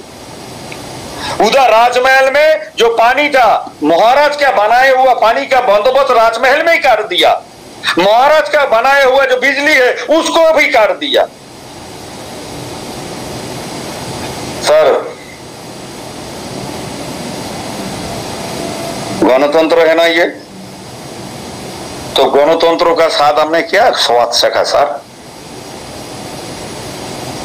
75 साल पहले हम जो थे उससे दुनिया एडवांस हो चुका है 10 गुना, 15 गुना, 20 गुना, और हम जो पहले थे उससे 15, 20, 25 गुना डाउन में आ चुके हैं। महारानी विक्टोरिया हमें जो है 37 तोपों की सलामी दिया, रानी एलिजाबेथ ने हमें 31 तोपों की सलामी दिया। महारानी विक्टोरिया महाराजा साहब को जो है निपेंद्र नारायण, मतलब लास्ट जो महाराजा था उनके दादाजी को ऑयल का चेयरमैन तक बनाया कि पूरे विश्व तुम्हारी आइडियोलॉजी पर ही शासन होगा। और हमारी महाराज को अटलांटिक चार्टर की संधि होने से पहले अमेरिका की प्रेसिडेंट रूजवेल्ट देखने तक आया है कि आध्यात्मिक शक्ति, स्पिरिचुअल पावर वाला वो महाराजा कौन है। फिर तीनों बैठ के आज की दिन में जो यूएनएससी है, यूएनओ हो, इसको बनाने का प्लानिंग उसी दिन किया था। सर, जो इंटरनेशनल कानूनी सिस्टम है इसको भी हमने बनाया, विश्व को आजादी भी हमने दिया, इस देश को भी आजादी हमने ही दिया, यहां तक इस भारत को चलाने के लिए जो राजनीति का ज्ञान वो भी हमने दिया। सर, दिखाई दे रहा है सर? कुछ दिखाई दे रहा है? बिल्कुल बिल्कुल बिल्कुल बिल्कुल बिल्कुल दिख रहा है, दिख रहा है। अनऑफिशियली सरदार वल्लभ भाई पटेल जब कुचबिहार महाराजा को बोला है कि आप लोग तो हजारों हजारों सालों से राज करके आए हैं, हम तो कभी राज नहीं किया, देश कैसे चलाया जाता है, तो हमें भी थोड़ा सा राजनीति का ज्ञान दीजिए, या फिर अभी इस सिचुएशन में क्या करना चाहिए, इस डेमोक्रेसी नहीं, डोमिनियन गवर्नमेंट में क्या करना चाहिए। फिर उस टाइम 2047 की 12 अगस्त महाराजा ने सरदार वल्लभ भाई पटेल को बोला, जितना भी ये जो राजा लोग है 500 से अधिक, इनके साथ वार्तालाप करके अगर सारे इकट्ठा होके एक देश बनेगा, फिर एक मजबूत ताकत होगा, बाहरी शक्ति हमें अटैक नहीं कर सकता है। बाहरी शक्ति जैसे कई बार ईरान से अटैक हुआ, कई बार कजाकिस्तान से अटैक हुआ, तुर्की से अटैक हुआ, अफगानिस्तान साइड से अटैक हुआ, कोई अटैक नहीं कर पाएगा ज्यादा ताकतवर रहेंगे तो।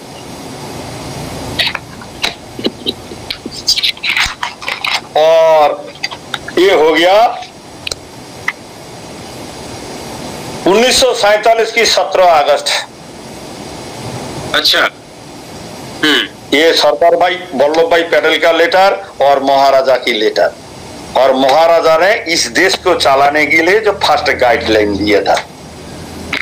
सर, आपको मैं और एक बार बोल रहा हूं, और एक बार सर सुनिए, पूरे विश्व को आजादी दिलाया, पूरे विश्व के लिए जो कानून बनना चाहिए था, 3 आदमी मिलके वहां पे प्लानिंग करके अटलांटिक चार्टर का गठन किया, जो आज की दिन में यूएनएससी है। इस देश को हमने आजादी दिलाया, उसके बाद इन लोगों ने बंटवारा कर लिया, उसके बाद फिर हमने 2 टुकड़ा भारत को जोड़ दिया, फिर इनको राजनीति का ज्ञान नहीं था, वो भी हमने राजनीति का ज्ञान दे दिया। क्या झूठे क्या, वो पेपर अभी भी हमारे पास है। ये तो एक जगह पे हमने सेटिंग कर लिया प्रिंट करके, लेकिन मूल पेपर तो है ना। तो बदले में भारत सरकार हमें क्या दे रही है? यही सबसे बड़ा सवाल है।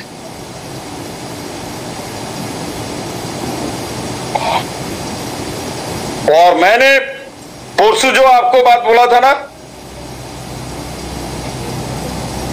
कि जी न्यूज का जो पहले का 5-6 साल पहले जो एडिटर था सुधीर चौधरी,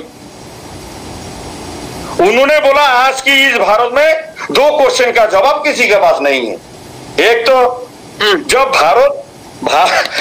हमारी भारत को जब यूएनएससी का परमानेंट वीटो वाला मेंबर के लिए जब यूएनएससी से जो डिमांड आया, मतलब यहां से प्रपोजल रखा है, डिमांड तो नहीं है, मतलब प्रपोजल रखा है, लेटर आया, तो जवाहरलाल नेहरू ठुकरा दिया। और उससे पहले तिब्बत जब बंटवारा करने के लिए चाइना ने प्रपोजल दिया, जवाहरलाल नेहरू उसको भी ठुकरा दिया। क्योंकि अगर यूएनएससी में हम जाएंगे, परमानेंट मेंबर लेंगे, तो दिलाने वाला कौन है, किसकी स्वागत में ये दिया जा रहा है, ये तो कभी ना कभी निकलेगा। और तिब्बत का बंटवारा हो रहा है, तो तिब्बत किसका अंडरटेकिंग है, तो ये भी कभी ना कभी निकल के आएगा। और डोकलाम का लड़ाई जो है, यही पेपर्स बंद किया था, लद्दाख वाला नहीं, जो सिक्किम वाला डोकलाम का लड़ाई। एक पेपर्स नहीं है यहाँ पे, एकदम आपको एकदम बहुत आगे से यहाँ की जो है भौगोलिक परिकाठा में है, मैप है, वो पूरा मिल जाएगा, बहुत सारे पेपर्स। आप तो मैं इसीलिए बोला था, नॉर्थ ईस्ट इंडिया को जो भारत सरकार शासन कर रहा है, उसके लिए इंडिया गवर्नमेंट के पास हमारी दिया हुआ पेपर्स के अलावा रेड क्लिप्स और बैक मून की जो बाउंड्री लाइन है, वो तो जस्ट बाउंड्री लाइन उन्होंने खिंचवा दिया। लेकिन कब भारत का साथ मिला हुआ था कि ऐसे भारत के साथ है, 500 साल पहले क्या था या 200 साल पहले था, इसका कौन सा दस्तावेज उनके पास है? फिर महाराजा साहब ने तत्कालीन गृह मंत्री राजनाथ सिंह जी को ये पूरा पेपर दे दिया था, क्योंकि हमने जब लड़ाई लगने की एकदम कगार पे खड़ा हुआ था, उस टाइम हमारी संगठन की तरफ से हमने राष्ट्रपति, प्रधानमंत्री, गृह मंत्री को लिख के दे दिया था रात को 12 बजे फैक्स करके कि डरने की कोई जरूरत नहीं है, 1 इंच जमीन खोना नहीं चाहिए हमारी साइड की, हम 1 इंच जमीन खोना नहीं चाहते हैं। इसीलिए अगर हमें भी जंग लड़ना पड़े तो बिना शर्त हम जंग लड़ेंगे। लड़ने से तो कुछ ना कुछ लोग तो हमारी मरेंगे क्या नहीं, हो सकता है मरे, तो मरने का बाद भी हम भारत सरकार के पास डिमांड भी नहीं करेंगे कि भाई इन जवानों को जो है 10 लाख रुपये दे दो, 5 लाख रुपये दे दो, बिना शर्त हम हमारी मिट्टी की रक्षा करेंगे। उसके लिए नारायणी सेना पूरा तैयार है। 1,80,000 नारायणी सेना तत्काल तैयार हुआ था 1 रात के अंदर। और ये लेटर भी हमने दिया था, मैं बोला ना कि राष्ट्रपति, prime minister, home minister, defence minister, सबको लेटर हमने दिया था। फिर राजनाथ सिंह जी हमें बुलाया था। ये अभी बहुत पुरानी बात नहीं कह रहे हैं, ये अभी नहीं, ये तो डोकलाम वाला कहानी है, ये 4-5 साल पुराना कहानी है। अभी डोकलाम में हुआ था, ये उस वक्त की कहानी है, बहुत लंबी कहानी नहीं है, बहुत पुरानी। ये अभी डोकलाम वाली है जहाँ हमारी सेना चीन के सामने खड़ी हो गई थी डट के, और बहुत सारे लोगों ने क्या क्या नहीं कहा, वो एक अलग कहानी है जी नेताजी जी। जबकि हमारी डर से चाइना ने अपना चाइना का दीवार बना लिया, और गवर्नमेंट को हमने ये भी बोला कि चाइना का कमजोर नस क्या है वो हमें मालूम है। चाइना को हम भगाते रहा, हमारी डर से चाइना कहां कहां भागते फिरते थे उनके राजा लोग। तो हमें उनका कमजोर नस मालूम है, इसीलिए आप बाहर मतलब जैसे केरला की, राजस्थान की फौज ला के चाइना से लड़ाई करके इतना आसानी से जीत नहीं सकते हो। इस लड़ाई में हम कूदेंगे तो फिर हम जीत दिला सकते हैं। झूठ नहीं बोल रहे सर, लिखित में दिए सर हमने इंडिया गवर्नमेंट को। और राजनाथ सिंह जी उस टाइम होम मिनिस्टर भी थे और उनके साथ महाराष्ट्र मीटिंग भी हुआ था दिल्ली में। मुझे पता चला, मुझे बताया गया ये, और मुझे पता चला ये सारी कहानी क्या है। मैं जानता हूँ इसके बारे में, इस सच्चाई को, और मुझे बताया गया इस पूरी मीटिंग के बारे में कि कैसे कैसे क्या क्या हुआ था। और ये ऐसी कहानी थी कि जो अभी वैसे तो निताई जी ने वो बता दी है। जी निताई जी, फिर आगे फिर अब ये है, अब हम आगे चले थोड़ा सा, क्योंकि अब ऑप्शन क्या है आपके पास कि आपको जो नेशनल टेरिटरी की बात कर रहे हैं वो अभी जो सेंट्रल गवर्नमेंट ने या स्टेट गवर्नमेंट कुछ कह रही है, तो उस पे आपका क्या कहना है अभी?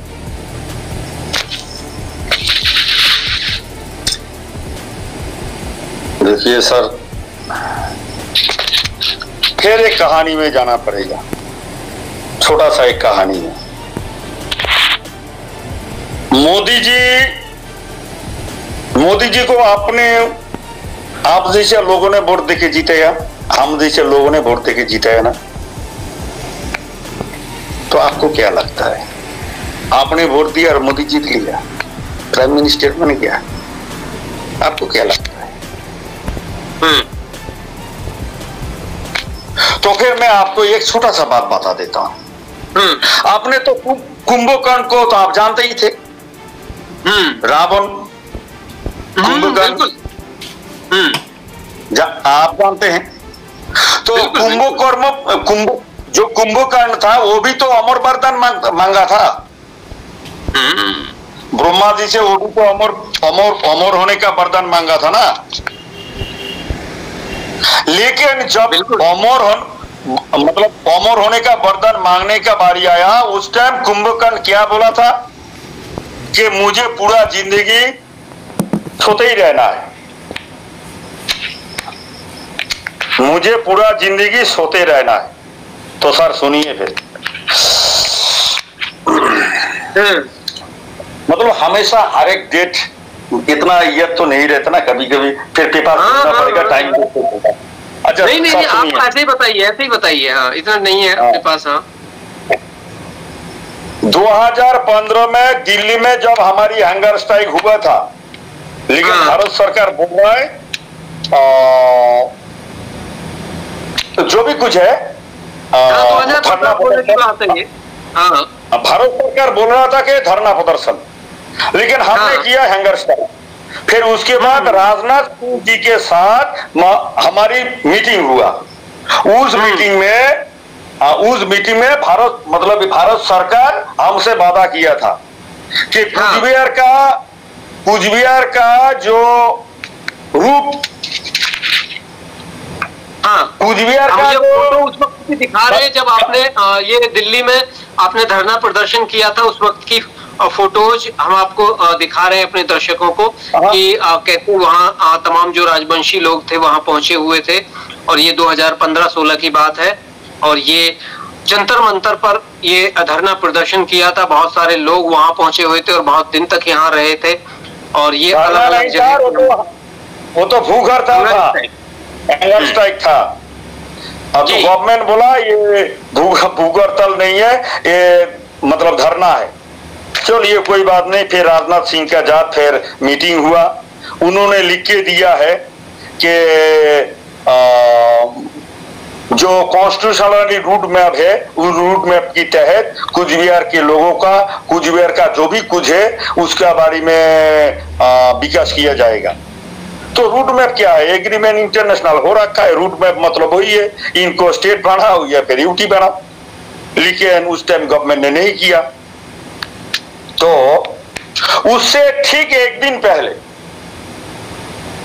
उससे फिर एक दिन पहले 24 घंटा पहले कांग्रेस का एमएलए एमपी मिला के एक नांगा साधु भी आया था। नांगा साधु मतलब नीचे पहना हुआ था और सर्दी की मौसम में पूरा बदन खाली था और हमारी मंच में आके बैठे और हमें बार बार रिक्वेस्ट कर रहा था। लेकिन जब कांग्रेस का नेता एमएलए एमपी मिले के कुल मिला के 22 प्रतिनिधि आके अपना माफी मांग रहा था, लेकिन फिर भी हमारी लोगों ने नहीं माना। हमारी लोगों ने उनको श्राप दिया था, मन से ही श्राप दिया था कि जब तक हिंदुस्तान रहेगा कांग्रेस कभी भी सत्ता में नहीं आएगा, ये बर्बाद हो जाएगा।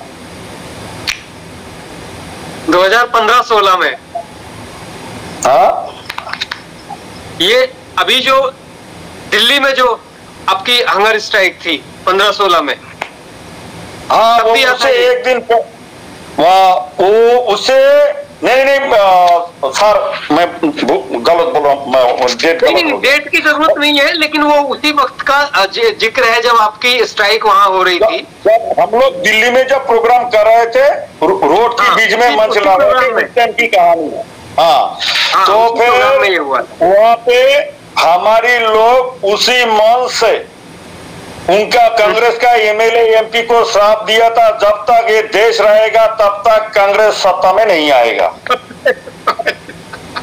अच्छा, तो ये आप बोलोगे कैसे संभव है? उससे पहले ये तो 2011 की दिसंबर महीना में हम मिलने गए थे।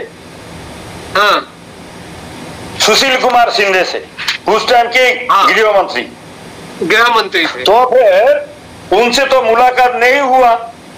मालदा की रहने वाला सुरेश कुमार, अच्छा, ज्वाइंट सेक्रेटरी था होम डिपार्टमेंट का, इनका साथ जो नया और एक जो होम एफआईआर बनाया है पार्लियामेंट स्ट्रीट की बगल में 3 मंजिला, उसमें हम लोग मिलने के लिए गए थे। ठीक है, लेकिन वहां पे बात बनी नहीं। यहाँ तक कि ज्वाइंट सेक्रेटरी ये बोल दिया, जबकि वो सेंट्रल गवर्नमेंट का ज्वाइंट सेक्रेटरी है, उन्होंने हमें ये बोला कि भाई जब तक दीदी कलकत्ता की राज में है, मैं तब तक आप लोगों का फाइल तक आगे नहीं बढ़ाऊंगा। आप बताइए। ये है, देखिए,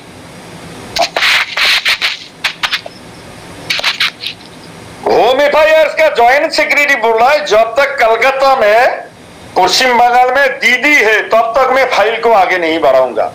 और उसका घर है मालदा, नाम है सुरेश कुमार। फिर उन्होंने भी लास्ट में, वो डरता है दीदी से? डरता ना, डरने का बात नहीं है, वो सारे मिला हुआ है और वही इंफॉर्मेशनर है कि हम दिल्ली में क्या क्या कर रहे हैं। मतलब वहां से भी वो मिले हुए हैं, यहाँ से भी ये मिले हुए हैं और पूरा खेल खेला जा रहा है। फिर 2011 की दिसंबर में जब ये बात हुआ, ये बात होने के बाद मैं घर वापस आया। फिर 2012 की फरवरी, हम क्या स्टेप लेंगे सर सुनिए। 2012 साल की फरवरी महीने में महाराजा साहब अचानक बुलाया, हमारी कुछ लोगों को बुलाया। बुलाने के बाद बोला कि देश की प्राइम मिनिस्टर किसको बनाओगे? तो हर एक आदमी हर एक नाम लेना शुरू कर दिया। रामविलास पासवान से लेके कई आदमी का नाम लिया, लेकिन महाराज बोला है इसका यहाँ पे प्रॉब्लम है, उसका वहां पे प्रॉब्लम है, ये सारे स्वार्थी है भाई, ये तो काम करेगा नहीं। फिर महाराजा बोला अरे गुजरात का जो चीफ मिनिस्टर है वो कैसा रहेगा आप लोगों की नजर में? सुनिए, अगर प्राइम मिनिस्टर भी सुन रहे, उनको भी मालूम है ये कहानी, पूरा कहानी मालूम है। मैं हवाई बात नहीं कर रहा हूं, ये मोदी को भी मालूम है ये कहानी। आप लोगों ने वोट देके बनाया ना, आप लोगों ने वोट देके बनाया मोदी को। बिल्कुल बिल्कुल, आप लोगों ने वोट देके मोदी को बनाया ना प्राइम मिनिस्टर। और मैं बोलूंगा नहीं, आज अगर मोदी कुर्सी में अगर है तो वो भी महाराज की कृपा से ही है।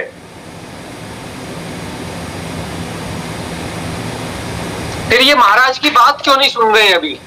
सुनिए सर, फिर रात को हमने बैठा 5 बजे सिद्धांत लेने के लिए बैठा था। रात को 1:15 तक सिद्धांत में फैसला हुआ कि भाई गुजरात का चीफ मिनिस्टर को जो है प्राइम मिनिस्टर बनाया जाए।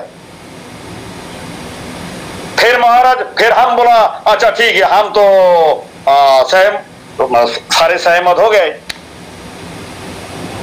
तो फिर अभी क्या करना है? बोलो उसे आशीर्वाद दो। हमारे बहुत सारे लोग थे, मतलब जिनका पास थोड़ा बहुत प्रकृति का पावर है, महाराज सबको वहां पे बुलाया। अच्छा, तो आशीर्वाद दो। जैसे मैंने बोला महाराज हमारे झोला में तो ज्यादा, हमारी अकाउंट में ज्यादा पैसा नहीं है, मोदी को अगर दे देंगे तो हम क्या खाएंगे? तो बोला माता की कृपा है, तुम्हारी अकाउंट में ऑटोमेटिक भर जाएगा। इसी तरह से हमारे बहुत सारे लोग थे, लेकिन कोई पहले राजी नहीं था। महाराज की कहने पर सारे वहां पे इस ब्रह्मांड की मंगल की कामना की हेतु, इस धरती की मंगल की कामना की हेतु और हमारी देश की कामना की हेतु और सर्वोपरि जो हमारी साथ धोखा हुआ है उसको पूरा करने के लिए शिव चंडी को याद करके सारे आशीर्वाद दिया था। फिर रात को 3:45 बजे तक लेटर कंप्लीट करके, एक लेटर मैं अपने हाथों से कूच बिहार की sub division 3 head post office में स्पीड पोस्ट किया था अपनी नाम से। और 4-5 दिन बाद उनका कोई प्रोग्राम था, जन्मदिन वगैरह जो भी कुछ कोई एक प्रोग्राम था, उसका दिन दोपहर को 12 बजे कूच बिहार से फैक्स बार्ता में लेटर भेज दिया था, 5 पेज की लेटर। और इसीलिए मैं कहता हूं बीजेपी पार्टी करने वालों को उनको क्या मालूम है। और मैं उस दिन ये भी बोला था, ये अगर काल दिन राहुल गांधी, सोनिया गांधी जैसा, इंदिरा गांधी, जवाहरलाल नेहरू जैसा, महात्मा गांधी जैसा अगर भस्मासुर निकले तो महाराज बोला अरे सारे क्या भस्मासुर निकलेगा। मैं बोल रहा हूं। फिर महाराज को कई आदमी ये भी पूछा है, मैंने भी पूछा, लेकिन आशीर्वाद एक्टिव कैसे होगा? जनता जब वोट देते हैं तो आशीर्वाद कैसे होगा? तो महाराज बोला कि इसको जिताने वाला और कोई नहीं होगा, राहुल गांधी और सोनिया गांधी। बोले वो कैसे जिताएगा? बोले इलेक्शन पहले से इतना भी प्रोग्राम होगा, राहुल गांधी जाके बोलना चाहिए कुछ, बोलेगा कुछ, ट्विटर में लिखना चाहिए कुछ, लिखेगा कुछ, जुबान से बोलना चाहिए कुछ और बोलेगा कुछ। बोला वो कैसे? बोले समझ लो यहाँ पे जैसे किसी बोर्ड में लिखा हुआ है, समझ लो एग्जाम्पल, इस बोर्ड में लिखा हुआ है यहाँ पे पेशाब नहीं करना, करने से 5,000 रुपया जुर्माना लगेगा। और बगल में सोनिया गांधी जी की प्रोग्राम चल रहा है, वो आके बोल रहा है भाई उधर देखना, भाई उधर बोर्ड लगा हुआ है, वहां पे लिखा हुआ है यहाँ पे पेशाब करना है, नहीं करने से 5,000 रुपया जुर्माना लगेगा। लाइन तो वही है, थोड़ा सा उसका जो नीचे हमारी साइड में कोमा बोलते हैं, पता नहीं आपका साइड में क्या बोलते हैं, उसको थोड़ा सा आगे और पीछे कर लो। इसी तरह से उस दिन से ये कांग्रेस वालों का वो हाल है, ये बोलने के लिए जाते हैं कुछ, बोलते हैं कुछ और, ट्विटर में लिखना चाहते हैं कुछ और लिखते हैं कुछ और जनता फिर क्या किया, इन्हीं के खिलाफ बीजेपी को वोट दे दिया। यही है आशीर्वाद की एक्शन। मैं इसीलिए बोलता हूं, और यही अमित शाह महाराज को कुछ दिन पहले उल्टा पुल्टा डांटा था, अरे मोदी है तो अमित शाह है, मोदी है तो अमित शाह है। तो मोदी को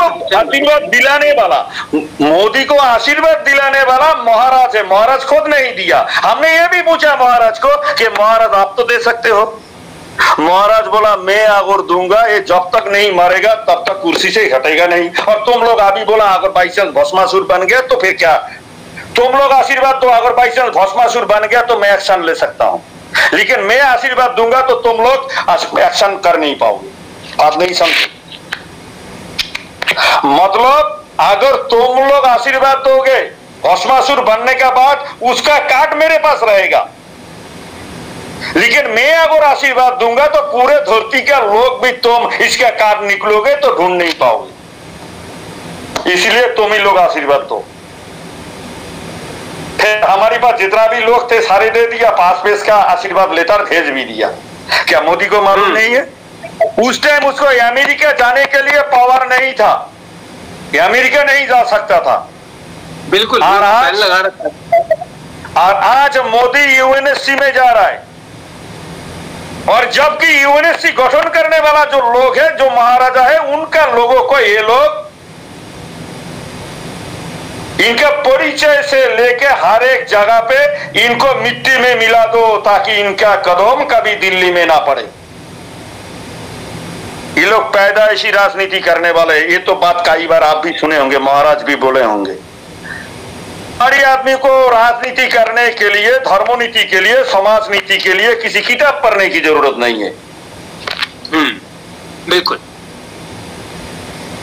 खाली हमारी बात में नहीं कर रहा हूं, देश विदेश में जहां भी हो, नारायण की जीन डीएनए, जो अमृत पीने वाला जीन डीएनए जहां जहां जिंदा है, अगर वो क्षत्रिय धर्म और कर्म में है तो उसे राजनीति करने के लिए किताब पढ़ने की आवश्यकता नहीं।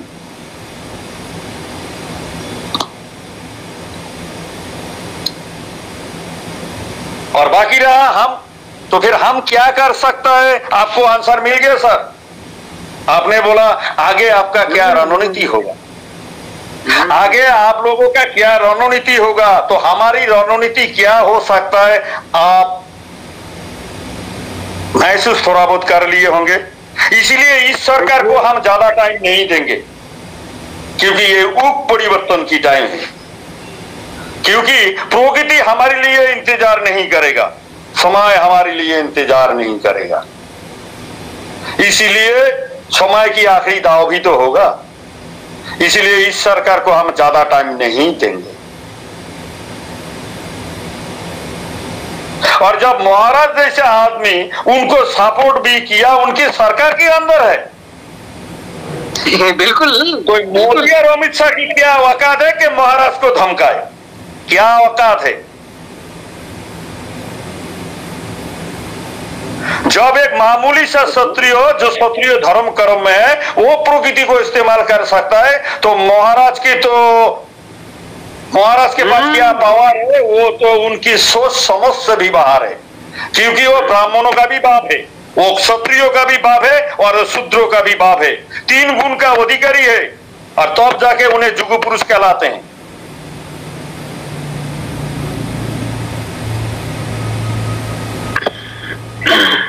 महाराज को गाइडलाइन देना उनका बहुत बड़ा गलती होगा। महाराज से गाइडलाइन लेना देश के लिए हित होगा। क्या नहीं जानते महाराज, क्या नहीं कर सकते, क्या नहीं कर सकते, लेकिन महाराज का फिर भी कहना है, दुनिया बाद में बोलेगा मैं हूं, मैं था इसीलिए तुम लोग किया। ऐसा नहीं है, तुम लोग खुद करो। मेरा पीछे नहीं रहना है, मेरा आगे चलो, मैं तुम्हारी पीछे हूं।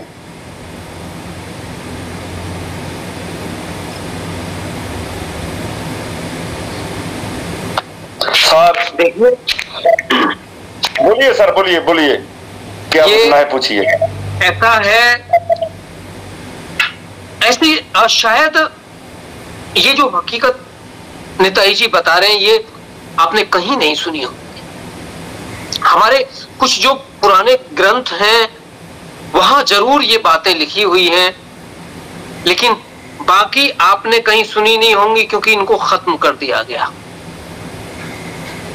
क्या अंदर की जो राजनीति होती है ना दोस्तों, आज वो सुन रहे हैं आप, आज वो पता चल रहा है। देखिए हमारा समय हो गया है, लेकिन अभी भी ऐसा लग रहा है कि हमारे दर्शक लगातार हमसे जुड़ते जा रहे हैं और वो सुनते जा रहे हैं नेताजी जी को, और चाह रहे हैं कि वो और ज्यादा बोले, और ज्यादा वो बताएं कि क्या हकीकत है। लगातार जुड़ते हुए जा रहे हैं ज्यादा से ज्यादा हमारे दर्शक, और ये क्योंकि किसी को पता ही नहीं है इन सब चीजों के बारे में।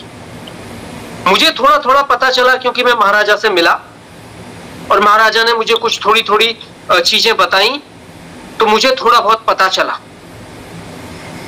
लेकिन दोस्तों आप जो ये सुन रहे हैं, ये ऐसी चीजें हैं जिनको एक तरह से ना खत्म कर दिया गया है। ये लोग ऐसे हैं कि इनको बचा के रखने की सख्त जरूरत है। हम सबको आगे आना होगा, हम सबको समझना होगा। मैं खुद कोशिश कर रहा हूं किसी तरह से कि वहां जाकर लोगों को समझूं, जानूं कि क्या है वहां परिस्थितियां किस तरह की हैं, और आप सब लोगों को वहां से मैं लोगों को लेकर बताने की कोशिश कर रहा हूं। और मेरा मकसद है कि मैं वहां जाकर फिल्म बना के और फिर आप लोगों को बताऊं कि क्या है, किस तरह के हालात हैं, कैसे क्या क्या राजनीति हुई है और हो क्या रहा है सारा। निताई जी जिस तरह से बता रहे हैं, हमारे साथ और बहुत सारे ऐसे लोग हैं वहां से जुड़ने के लिए, लेकिन हम उन लोगों को जोड़ नहीं पा रहे हैं इस वजह से क्योंकि निताई जी की जो बातें हैं वो इतनी इंपॉर्टेंट हैं जो हर जगह जाए। अभी तो और लोगों को जोड़ नहीं रहे हैं, किसी को भी आज जोड़ा नहीं, कल नहीं जोड़ा हमने, इसी वजह से सिर्फ उन्हीं की बातें सुन रहे हैं। और अभी हम निताई जी को बाद में भी आपके सामने लाएंगे। बहुत सारी और बातें हैं। आज आपने देखिए किस तरह से इंदिरा गांधी से लेके नरेंद्र मोदी तक सारी अंदर की जो कहानियां हैं, हकीकतें हैं, वो सारी सुनी। राहुल गांधी से लेके और सोनिया गांधी तक की सारी बातें आपको आई होंगी समझ में कि क्या हकीकत है। और हम निताई जी को आगे और कुछ जो अंदर की बातें हैं उनके बारे में सरकार को जागरूक करने के लिए, देश के लोगों को जागरूक करने के लिए फिर कभी लेके आएंगे उनको, या वहां जाएंगे तो खैर वहां तो इंटरव्यू होंगे ही, कोई बात ही नहीं है, लेकिन फिर हम लाइव में लेके आएंगे। निताई जी अभी लास्ट में आप क्या कहना चाहेंगे 1 मिनट में? आप जैसे पूछ ले, आप जैसे पूछे कि आप लोगों का क्या सिद्धांत होगा, तो उस सिद्धांत के बारे में हम क्या क्या सिद्धांत ले सकते हैं आपको हमने आगाह कर दिया, अंदाजा भी कर दिया। बिल्कुल।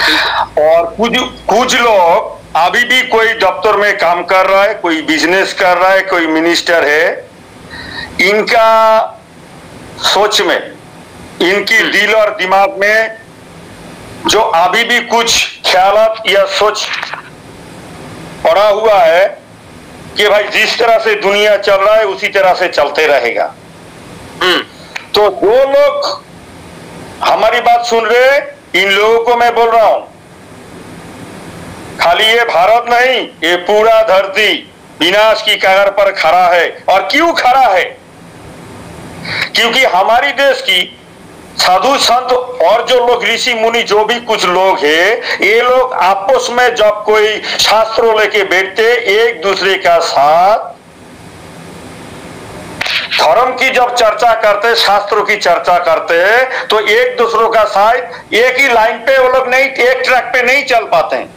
एक कुछ दूसरा बोलते हैं, एक कुछ दूसरा बोलते हैं। इसका पीछे रीजन क्या है, रहस्य क्या है, और काल दिन को ये धरती विनाश के ऊपर क्यों खड़ा है, या फिर काल दिन ये देश का भी वही हाल होने को जा रहा है। इसीलिए भाई देश की आम जनता को लिपना छोड़ दो। पता नहीं इस धरती में हम कितना दिन, कितनी सालों की बात नहीं कर रहे, कितना दिन जीवित है उसका कोई गारंटी नहीं। और उस सृष्टि और विनाश की रहस्य के बारे में मैं आपसे आखिरी दिन बात करूंगा। बिल्कुल बिल्कुल, इस पे हम बात करेंगे और इसे बताएंगे कि क्या है। हम प्रकृति को देखिए, हमारे यहाँ प्रकृति को हमेशा से पूजा जाता रहा है, प्रकृति को समझा जाता रहा है, सारी ताकत प्रकृति में है। और वो प्रकृति से किस तरह से पावर ली जाती है, प्रकृति को किस तरह से पावर दी जाती है, दोस्तों ये हमारे ग्रंथों में बताया गया है। और जो राजवंशी हैं उनमें कुछ ऐसे लोग हैं अभी भी जो इस पावर के बारे में जानते हैं। कुछ लोग नहीं हाँ। आज की दिन में हजारों की तादाद में है, कुछ 2 4 5 बंदा नहीं, हजारों की तादाद में। ये बहुत अच्छी बात है, ये और भी ज्यादा अच्छी बात है कि बहुत ज्यादा लोग हैं। और हमें उनसे बात करेंगे, निताई जी से बात करेंगे कि क्या हकीकत है। ना सिर्फ हम इन सब के जरिए इस पूरी सृष्टि को बचा सकते हैं, ये आप सब जानते हैं दोस्तों। साइंस भी कहता है कि अगर प्रकृति अपने पे आ जाए तो क्या से क्या नहीं कर सकती है, और वो कर रही है हर जगह।